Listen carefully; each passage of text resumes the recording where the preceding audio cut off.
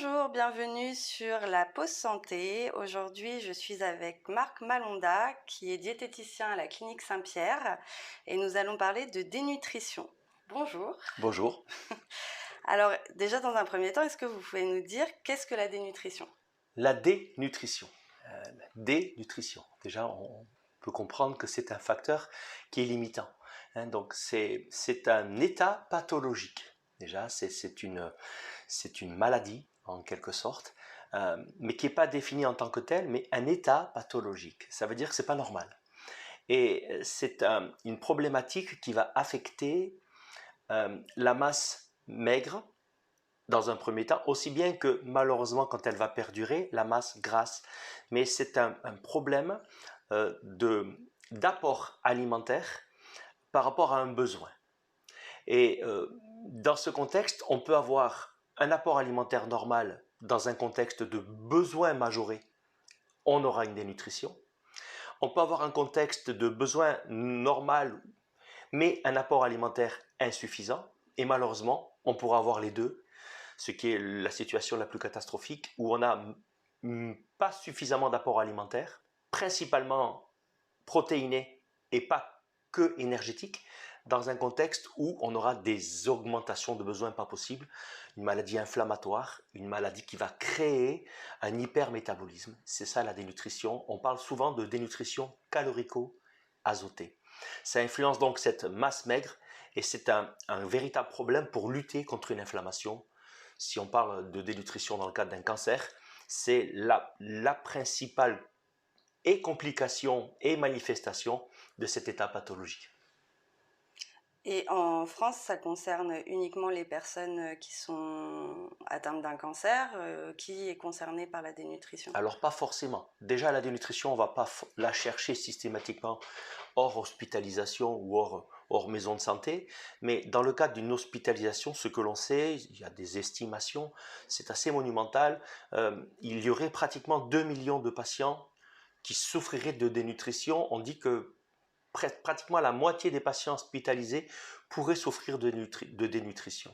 C'est principalement lié à des services où il y a une grosse augmentation des besoins. Ça peut être bien évidemment dans le cadre du cancer, mais ça peut se retrouver en réanimation, ça peut se retrouver en chirurgie digestive lourde. Chaque fois qu'il y a une très très grosse augmentation des besoins, on est à risque d'avoir une dénutrition.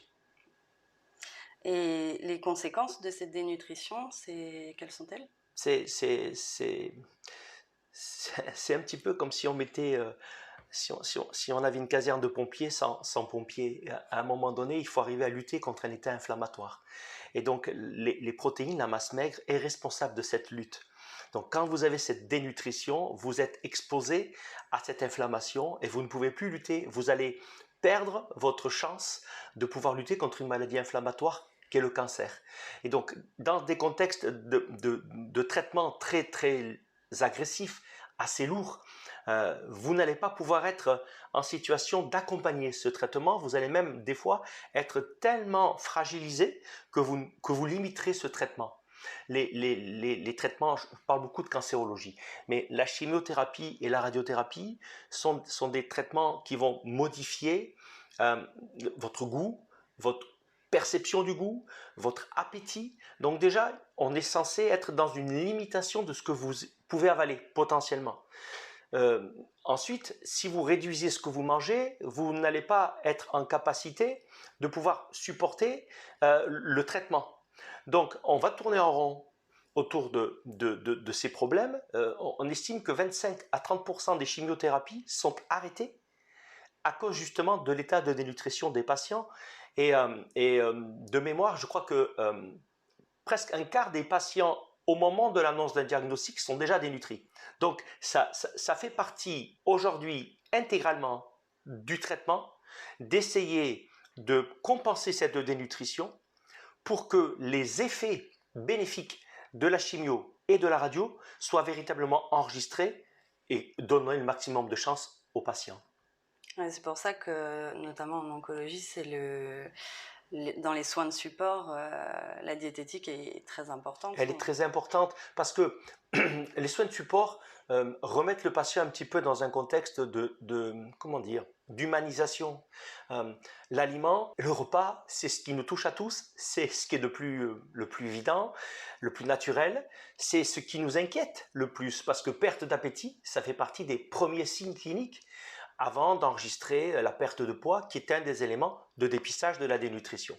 Mais le patient dans ce contexte est remis un petit peu dans la normalité de ce qu'il peut faire.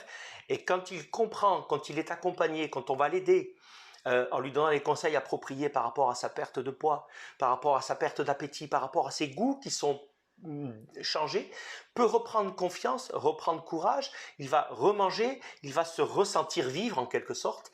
Et oui, c'est un soin de support. On va supporter le patient pour qu'il puisse aller plus loin dans son traitement. Oui, mais c'est plus naturel. On mange tous. Oui, vous parliez de dépistage.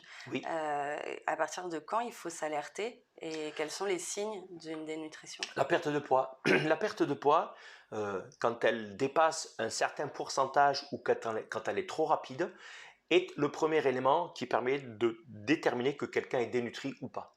Alors il faut discerner une perte de poids volontaire d'une perte de poids, malheureusement, qui ne l'est pas. Là, on est en train de parler d'une perte de poids qui ne l'est pas. Donc, les critères de dépistage sont clairement édictés par la HAS et on va calculer l'IMC, qui est l'indice de masse corporelle, le rapport poids-taille au carré. Et en fonction de l'âge, on a des éléments qui nous permettent de dire, sur ce poids-là, on est probablement en dénutrition. En tout cas, on peut dire que c'est une dénutrition. C'est un peu plus compliqué aujourd'hui parce que sans vouloir aller très loin, ils ont établi des critères phénotypiques et étiologiques, c'est-à-dire on va mettre en place une cause et on va mettre en place des éléments qui permettent d'objectiver. Mais si on parle de cancer à nouveau, critère étiologique, étiologique c'est la cause, on a le premier critère, on a une cause, c'est le cancer. Donc on va chercher après sur cette cause-là, quels sont les éléments qui vont permettre de l'apprécier. Donc c'est la perte de poids en premier lieu, à 6 mois ou par rapport à une hospitalisation antérieure, c'est l'IMC. Et après, on peut grader la dénutrition sur l'albumine, qui est une protéine sanguine circulante, qui est responsable en fait c'est elle qui concrètement est mobilisée pour l'inflammation. Donc, si l'albumine est très basse, alors avant on corrélait l'inflammation par rapport à l'albumine, aujourd'hui c'est l'albumine inférieure à un certain seuil, on sait que c'est une dénutrition et on va aller sur modéré, sévère. Et depuis peu, on se préoccupe de la masse maigre, de cette fameuse masse musculaire, avec des tests qui permettent d'appréhender la capacité d'un patient à justement solliciter sa masse musculaire. Donc tous ces éléments nous permettent de savoir si un patient est dénutri, modéré ou sévère. Et ensuite, on a comment dire, des schémas thérapeutiques qui nous permettent d'aider le patient, soit par le biais d'une alimentation enrichie, soit par le biais de compléments nutritionnels oraux. On essaye toujours de travailler avec ce qui est normal et naturel. Si ce n'est pas possible, après réévaluation de la prise de poids ou pas, ou de l'albumine qui est remontée, alors on va utiliser des moyens qui sont, entre guillemets, pas naturels. Et tout en privilégiant en première intention ce qu'on appelle l'entéral, c'est-à-dire tout ce qui va passer par le circuit normal. Et puis, si ce n'est pas possible, alors on va passer par le parentéral, donc ce qui est parallèle au circuit normal, et on ira chercher directement par la voie veineuse. D'accord. Et les règles, du coup, de base d'une bonne alimentation? C'est difficile de parler de règles. Dans tous les cas, si les protéines existent, c'est pas pour rien. Ce sont des éléments de structure, de maintien. Il y a la guerre entre les protéines animales et végétales. Il y a des tas de gens qui pensent des choses. C'est très louable de penser tout ça. L'idée, c'est pas de juger, c'est de comprendre que dans la nature, les protéines animales et végétales se font pas la guerre. Au contraire, elles sont complémentaires. Donc, quand on parle d'équilibre, ça serait de manger aussi bien de la viande, du poisson, des œufs, bien sûr dans une régulation, une régularité et pas forcément des excès pas possibles. En diététique, il y a des pourcentages qui sont exprimés par rapport à l'énergie totale. Et il y a la place pour tout le monde dans une alimentation équilibrée. On peut avoir des légumineuses, des céréales qui vont apporter des protéines d'origine végétale qui sont complémentaires avec les protéines d'origine animale, la viande, le poisson, les œufs, les produits laitiers. En sachant que lorsqu'on commence à avoir des problèmes d'appétit et de goût, c'est principalement la viande, le poisson qui sont touchés, et ce sont quand même les éléments qui amènent 50% de nos protéines. Donc, quand on parle à nouveau de maladie, s'il faut mettre des protéines, on trouvera des solutions pour quand même apporter ce dont ils ont besoin, mais on ne pourra malheureusement pas le faire avec des gros plats de légumineuses ou des céréales complètes dans un contexte de perte d'appétit. Donc, on enlève le drapeau protéines végétales, animales, on essaye de mettre les protéines qu'on peut, et pas forcément que de l'énergie. Il faut pouvoir apporter au patient un élément de structure. Si on lui donne que du gras ou que du sucre, on ne va pas l'aider dans son dénutrition. Ouais, tout est dans l'équilibre en fait. Et le problème, c'est qu'on parle beaucoup d'équilibre et que chacun a le sien, et que peut-être qu'il faudrait écouter ce qu'est l'homme dans sa spontanéité depuis toujours. On nous apprend dans les écoles des règles d'équilibre, 12-15% de protéines, 35 à 40 de lipides, 50 de glucides, mais ces équilibres-là, ils sont perturbables en fonction des personnes qui d'un seul coup vont nous dire oh là là, il faut pas manger ci, il faut pas manger ça. À un moment donné, il faut quand même qu'on se pose et qu'on se mette à table véritablement, et que c'est dans l'assiette que tout se passe. Et on parle beaucoup, mais à un moment donné, il faut que l'assiette elle corresponde à nos besoins, et sans protéines, on sera bien embêté. Du coup, vous nous avez beaucoup parlé de cancer, Oui, mais est-ce que ça concerne uniquement parce que vous nous avez aussi donné un chiffre sur les patients, sur les personnes hospitalisées, oui. mais est-ce que ça concerne uniquement les personnes hospitalisées ou il y a d'autres personnes Ah non, mais qui peuvent être touchées? l'idée, on a déjà beaucoup de mal à dépister la dénutrition pour les personnes hospitalisées. Ça serait encore beaucoup plus complexe d'aller chercher la dénutrition chez les personnes qui ne le sont pas, qui sont pas hospitalisées. Mais vous pouvez avoir par exemple un obèse dénutri. Donc le critère de poids n'est pas l'élément essentiel. C'est ça qui est terrible. Par exemple, euh, quelqu'un qui aurait fait des régimes incroyables, qui aurait beaucoup perdu de poids sans avoir contrôlé sa masse musculaire, serait pas en situation de dénutrition, mais serait en situation de ne pas avoir suffisamment de masse musculaire, donc en possibilité de reprendre du poids et d'induire trop de gras. La dénutrition est un état pathologique, donc il ne faut pas non plus qu'on aille la chercher dans la rue. Elle va se manifester dans un cadre très particulier, et dans 70% des cas, à 80%, c'est la perte de poids. Donc, on peut avoir une malnutrition, on peut avoir des gens qui mangent mal, mais pas dénutris au sens de l'état qui est un état pathologique. Et l'état pathologique, il n'est pas non plus dans la rue. Et du coup, vous me parliez tout à l'heure de ce que vous avez mis en place, vous, au sein de la Oui, clinique oui, oui. Saint-Pierre. On est tous contents d'avoir pu arriver à oh, c'est pas grand-chose, mais dans un établissement hospitalier, vous recevez votre plateau, que vous l'ayez choisi ou pas, dans votre chambre. Et on s'est rendu compte que les patients qui choisissaient, eh bien, sur le moment, quand ils recevaient leur plateau, ils avaient choisi une purée la veille et ils n'en avaient plus envie. Et donc, on était bien malheureux de ne pas pouvoir leur donner au moment ce dont ils avaient besoin. Donc, l'idée a été d'essayer de les sortir de la chambre, première étape, et de faire un système de distribution des repas sur la base d'un chariot où ils peuvent choisir sur le moment même. Donc, ils peuvent voir, et alors qu'ils ont envie de quelque chose, ils voient juste une tranche de jambon, ils en ont envie ce jour-là, ils la prennent.